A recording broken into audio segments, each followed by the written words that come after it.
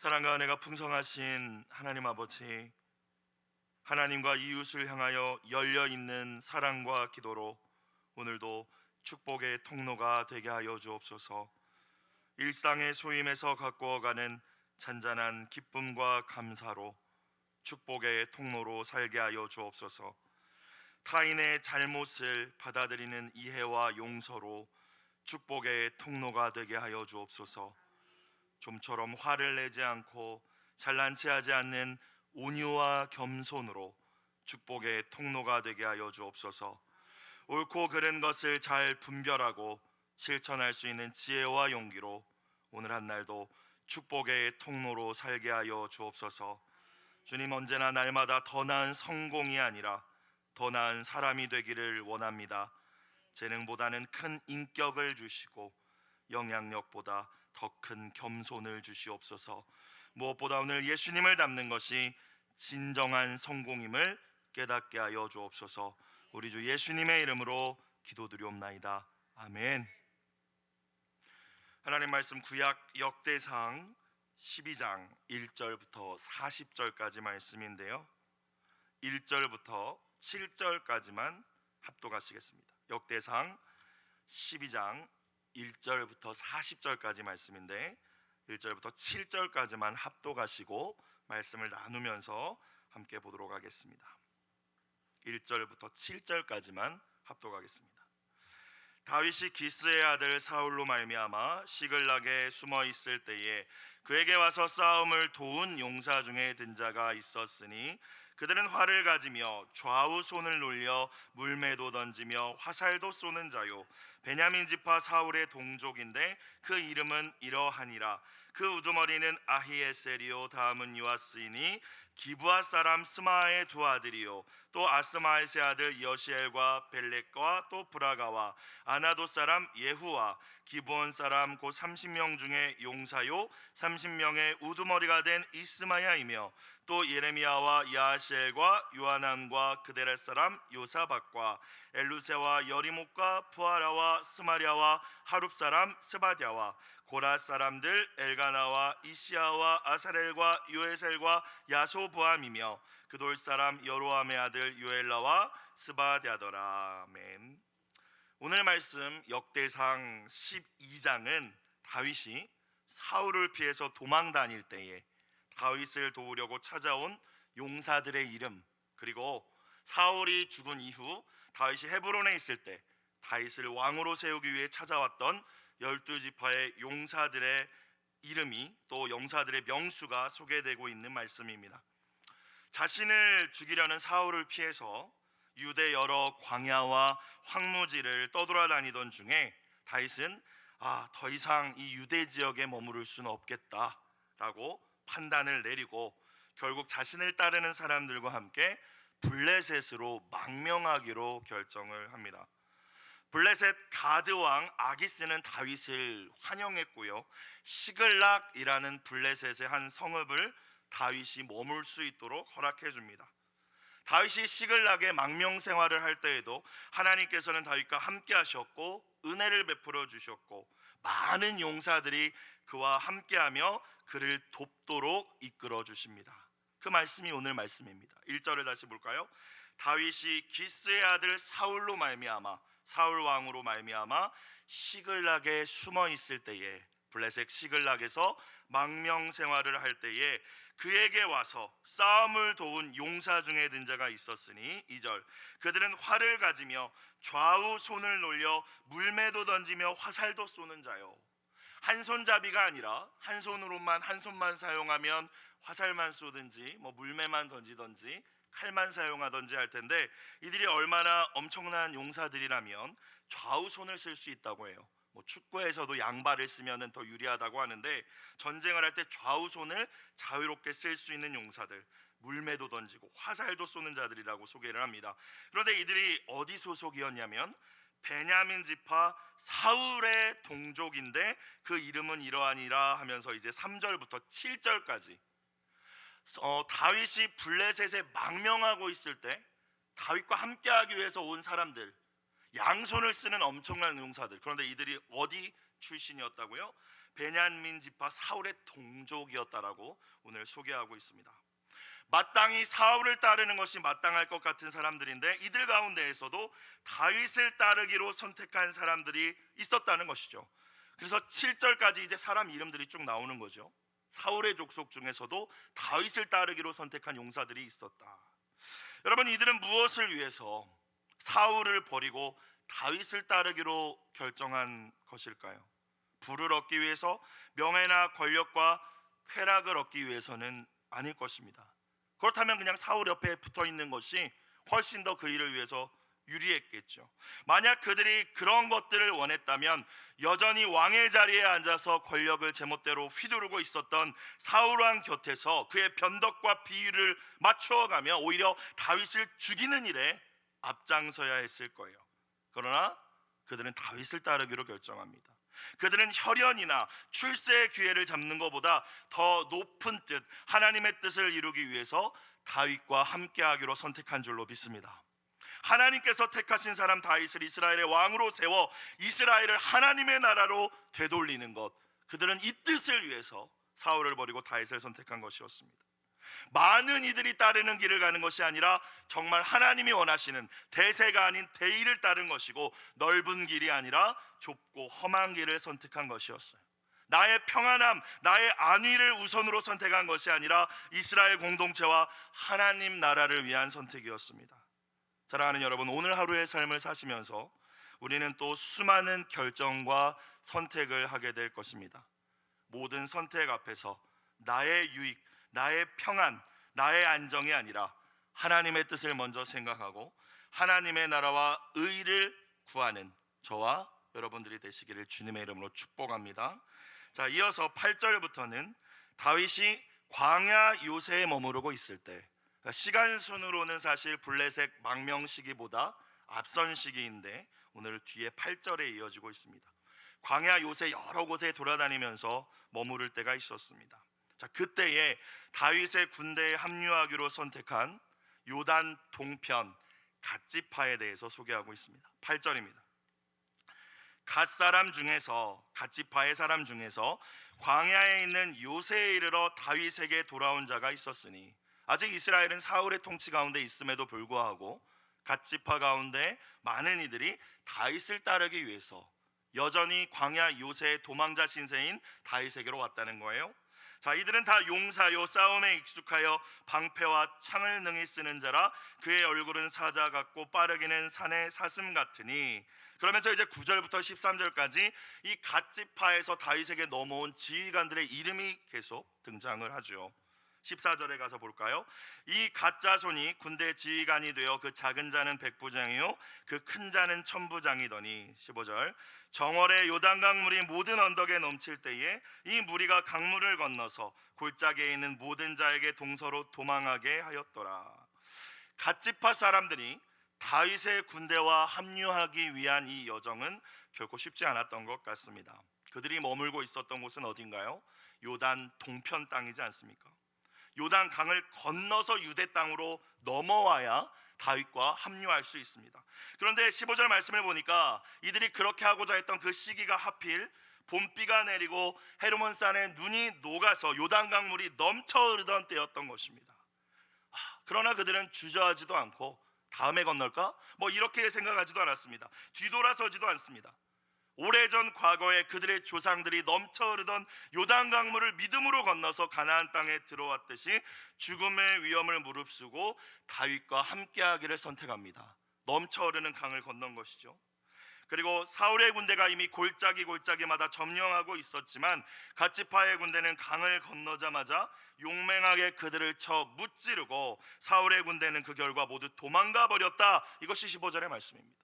사랑하는 여러분, 하나님 나라와 의를 위한 선택을 할 때 우리가 세상 나라의 가치가 아니라 하나님 나라의 영원한 가치를 위해 선택하려 할 때 언제나 우리에게 용기와 담대함이 요구된다는 사실을 기억하실 수 있기를 바랍니다. 때로는 하나님의 뜻을 이루기 위해서 우리가 우리의 가족과 친구들을 멀리해야 하는 순간도 있을지도 모릅니다. 사랑하지 말라는 말씀이 아니라 주님보다 더 사랑해서는 안 된다는 말씀입니다. 넘치는 요단 강물을 목숨을 걸고 건너듯 위험과 희생을 무릅쓰고 나아가야 할 때가 있을지도 모르겠습니다. 주님께서는 누구든지 나를 따라오려거든 자기를 부인하고 자기 십자가를 지고 나를 따를 것이니라라고 말씀하셨습니다. 주님의 이 말씀을 기억하며 오늘도 우리 앞에 혹여나 주님을 따라가는 우리의 인생길, 인생 여정 앞에 넘쳐 흐르는 요단 강물을 만난다 할지라도 주저하지 마시고 담대히 그 강물을 도하할 수 있는, 나아갈 수 있는 모든 분들이 되시기를 주님의 이름으로 축복합니다. 16절로 이제 이어지면 베냐민 지파와 유다 지파의 30명의 용사들이 다윗과 함께하기 위해서 광야에 있는 다윗을 찾아왔다는 말씀이 또 등장합니다.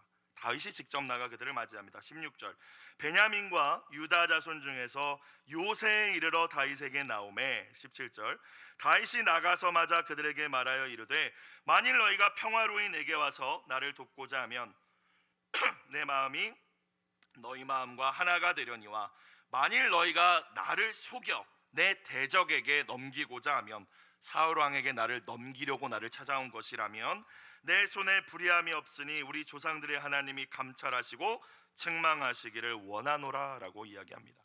실제로 다윗과 함께하던 이들 가운데 자신의 유익을 위해서 사울에게 가서 다윗이 어디 있는지 그의 신변을 보고하거나 고발하는 자들이 있었죠. 다윗이 지은 시편들을 보면 다윗이 가장 믿었던 사람들 가운데 배신자가 또 있었고, 다윗의 친족 가운데, 가까운 친구 가운데도 그런 자들이 있었다는 것을 우리는 알 수 있습니다.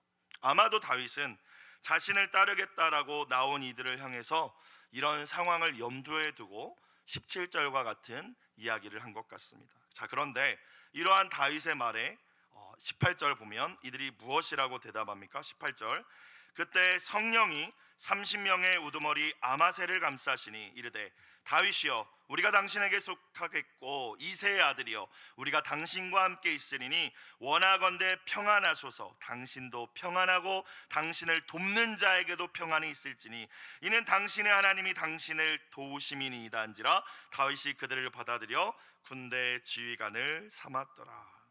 성령께서 베냐민과 유다 지파의 용사들을 이끌고 나온 아마새라는 사람에게 임하셨다, 감싸셨다라고 말씀하십니다. 그들이 본래 다윗을 전적으로 따르기 위해서 온 것인지 아니면 정말 기회를 보려고 했던 것인지 우리는 알 수 없지만 중요한 것은 성령께서 아마새의 마음을 주장하셨고 그 가운데 있는 다윗을 찾아온 모든 사람들이 한 마음으로 다윗에게 충성하기로 결의하고 다윗고 그들을 받아들여 군대 지휘관으로 삼았다는 것입니다. 서로 다른 생각과 관심과 가치를 가진 여러 사람들이 모인 교회 공동체가 여러분 어떻게 한 마음과 한 뜻을 품을 수 있겠습니까? 우리가 하나 될 수 있는 것은 오직 성령님을 통해서만 가능하다는 사실을 이 아침 깨달으실 수 있길 주님의 이름으로 축원합니다. 그렇기 때문에 우리 모두가 성령 충만해야 되는 것입니다. 성령 충만이 행복의 비결이요 모든 일의 해답인 것입니다. 우리가 삶에서 만나게 되는 모든 문제들의 열쇠가 성령 충만함임을 믿으실 수 있기를 주의 이름으로 축원합니다. 깨어진 관계도 미움과 시기와 오해와 의심으로 인하여서 멀어진 관계라 할지라도 도대체 이 관계를 어떻게 하지? 우리에게는 답이 없지만 성령님께서는 단순간에 한 번에 회복시켜 주실 수 있으십니다. 그것이 오늘 18절의 말씀이지 않습니까? 성령님은 언제나 우리를 하나 되게 하시는 연합의 영이신 줄로 믿습니다. 마귀가 하는 일은 분열케 하는 것, 성령님이 하시는 일은 하나 되게 하시는 것입니다. 오직 우리는 성령 충만할 때에 사람을 두려워하지 않을 수 있습니다. 사람을 우리가 왜 두려워할까요? 내 방법대로 그 사람에게 잘 보여서 마음을 얻으려는 무거운 짐이 있기 때문입니다. 하지만 성령 충만할 때 우리는 그 무거운 짐에서 진정한 자유함을 누리게 될 줄로 믿습니다. 이 시대 많은 사람들이 스트레스 때문에 괴로워합니다. 그리고 대부분의 스트레스는 생각해보면 관계로부터 비롯된 것임을 우리는 알 수 있습니다. 오직 성령님만이 미적지근한 관계이든지 아니면 심지어 여러분을 대적하는 사람들까지도 결국 하나님 나라를 위해 같은 마음을 품고 나아가는 여러분의 동역자로 세워질 수 있음을 굳게 믿으시고 무엇보다 이 아침 성령의 충만함을 구하실 수 있기를 주님의 이름으로 축복합니다. 자, 19절 보겠습니다. 다윗이 전에 블레셋 사람들과 함께 가서 블레셋 망명 시기에 있었던 일인 것 같아요. 사울을 치려 할 때에 므낫세 지파에서 두어 사람이 다윗에게 돌아왔으나 다윗 등이 블레셋 사람들을 돕지 못하였음은 블레셋 사람들의 방백이 서로 의논하고 보내며 이르기를 그가 그의 왕 사울에게로 돌아가리니 우리 머리가 위태할까 하노라 함이라. 다윗이 블레셋에 망명하여 시글락에 주둔하고 있을 때 블레셋 군과 사울 왕이 이끄는 이스라엘 군대의 전쟁이 일어나게 됩니다. 자, 다윗은 망명 상황이었기 때문에 어쩔 수 없이 함께 이제 사울의 군대와 싸워야 되는 상황이었던 것입니다. 당시 블레셋은 한 명의 왕이 이 블레셋 전체를 통치하지 않았고요. 블레셋의 각 도시의 왕들이 있었고 이들이 연합하여서 다스리는 모양이었는데 다윗을 예쁘게 보았던 가드의 왕 아기스는 함께 가자고, 내가 너를 신임한다고 이 전쟁에 동참하자고 이야기합니다. 그래서 다윗도 시글락에 있던 자신의 군대와 용사를 모아서 이 전쟁에 합류하죠. 자, 그런데 블레셋의 다른 도시의 왕들은 이 다윗을 보자마자 깜짝 놀랍니다. 아니, 이스라엘의 다윗 아니냐고. 과거 우리의 용사 골리앗을 쓰러뜨렸던 다윗인데 뭘 믿고 이 전쟁에 데려가냐고. 이거 결정적인 순간에 다시 사울에게로 돌아서면 우리가 감당할 수 없게 될 거니까 돌려보내라고 이제 다른 블레셋의 왕들이 이야기하였고 아기스는 어쩔 수 없이 다윗과 그의 군대를 시글락으로 다시 돌려보냅니다.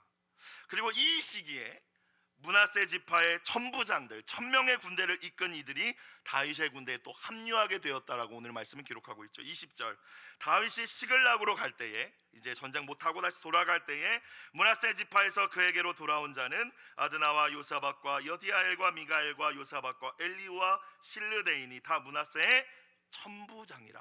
자, 이제 엄청난 군대가 또 되었죠.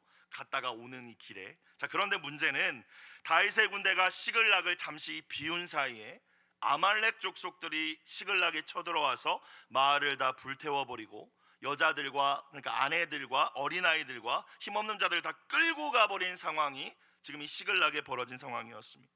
이 자녀를 잃은 슬픔 때문에 다윗과 함께하던 이들까지도 다윗을 원망하며 돌로 치려는 이런 상황이 벌어지자 다윗은 더욱더 하나님을 의지하며 용기를 얻고 군대를 정비하여서 아말렉을 추격하고 아말렉 족속에게 빼앗겼던 모든 것들을 그대로 해 없이 되찾을 수 있었습니다. 21절을 볼까요? 이 무리가 다윗을 도와, 이 무리라는 것은 시글락을 돌아올 때에 합류한 므낫세 지파의 군대입니다. 이 군대가 다윗을 도와 도둑대를 쳤으니 그들은 다 큰 용사요 군대 지휘감이 됨이더라. 원래 시글락에서 함께했던 이 다윗의 동역자들은, 다윗과 함께했던 이들은 나갔다가 들어왔을 때 자신의 가족들을 잃어버렸기 때문에 낙심하고 절망한 상황이었습니다. 다윗과 함께하고 싶지 않았을 거예요.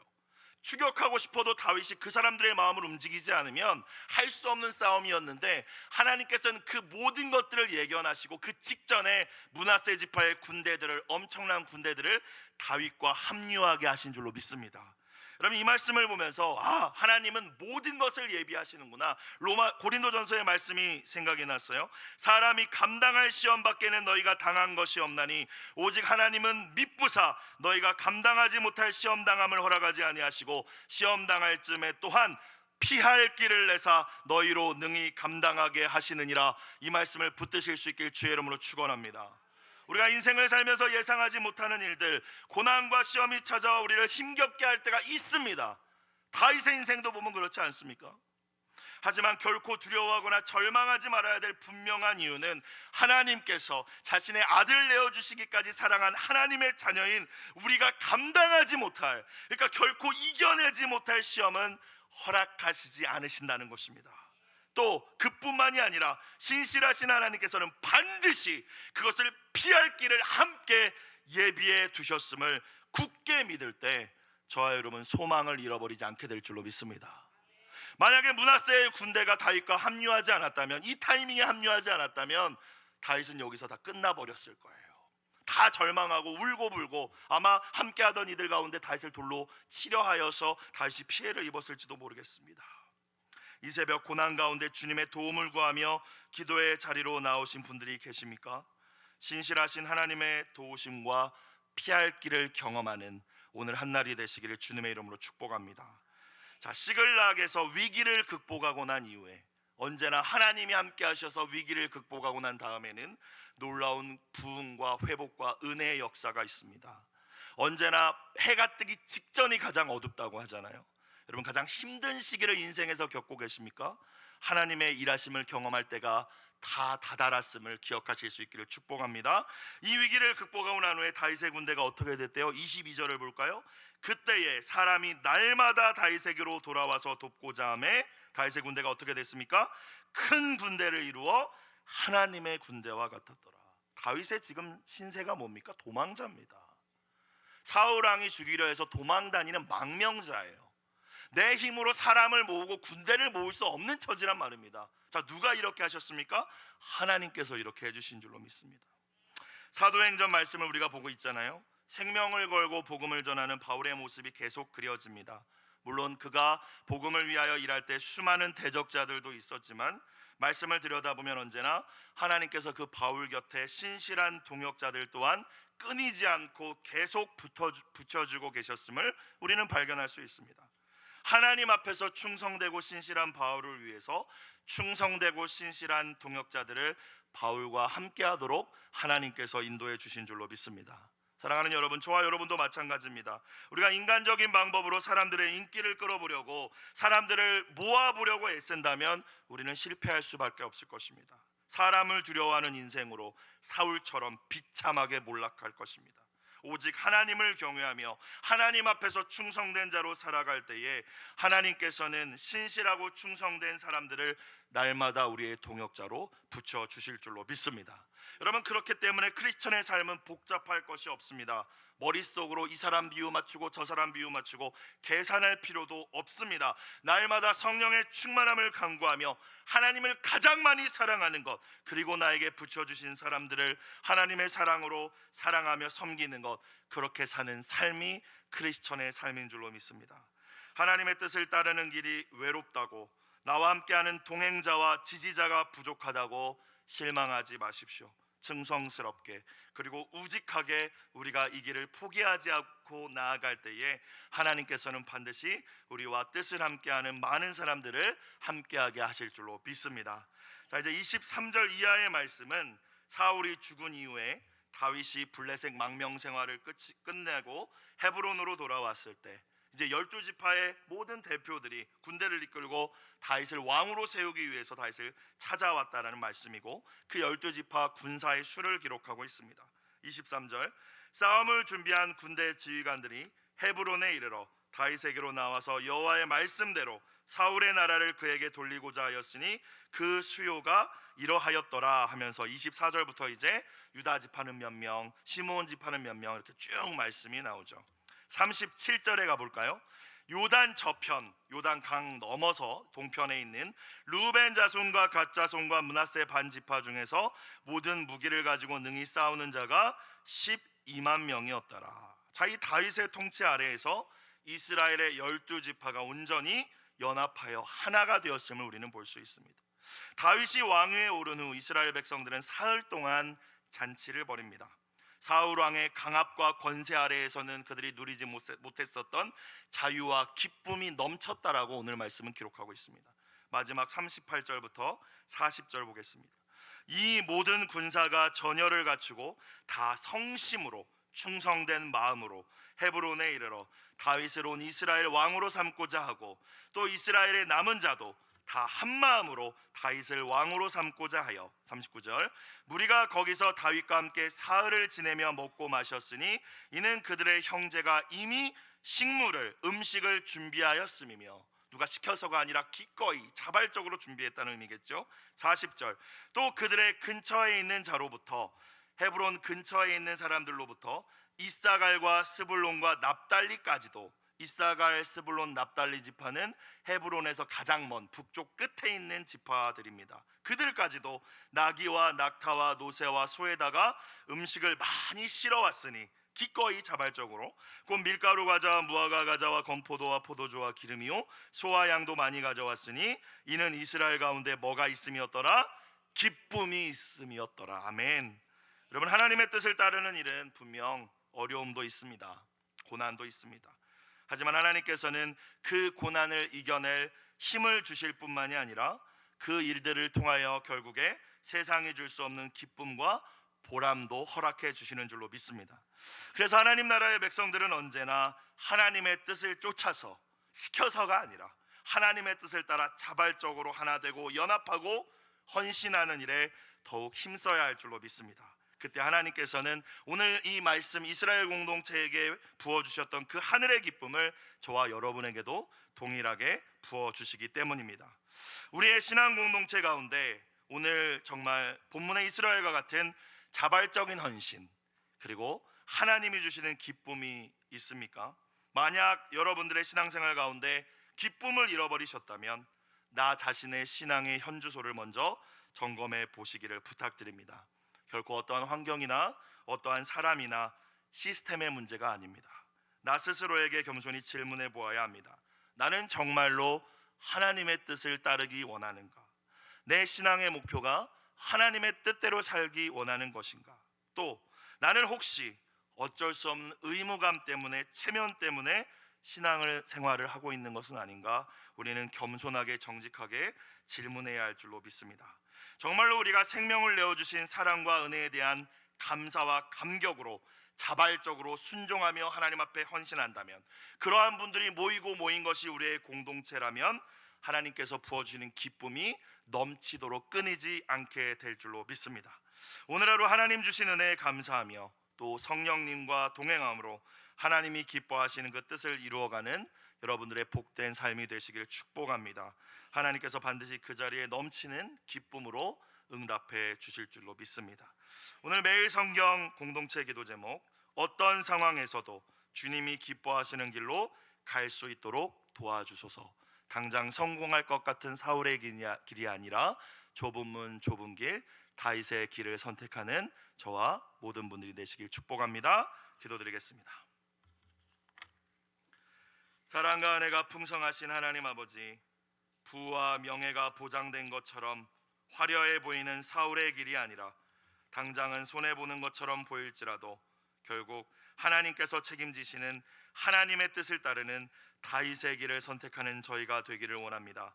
내가 먼저 하나님 나라를 위해 온전히 충성하는 한 사람이 되게 하여 주시고, 한 마음을 품고 하나님 나라를 세워갈 충성스러운 동역자들을 끊임없이 우리의 목장 가운데 그리고 성은교회 공동체 가운데 보내주시옵소서.